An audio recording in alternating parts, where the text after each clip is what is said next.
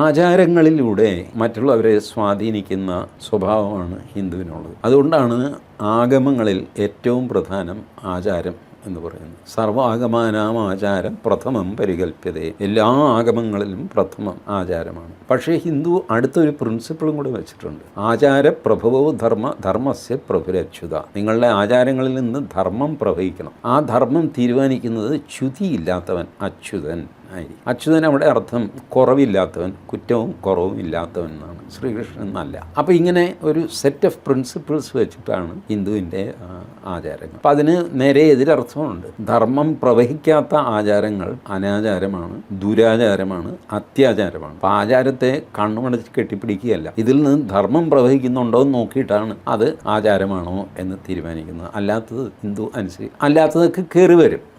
വലിയ സമൂഹമല്ലേ കയറി വരും. അപ്പോൾ ഈ ഇൻഫ്ലുവൻസ് അവർക്ക് തടയാൻ പറ്റുന്നില്ല. ക്രിസ്ത്യാനിയും മെല്ലെ ഹിന്ദുവായിട്ട് മാറുന്നു.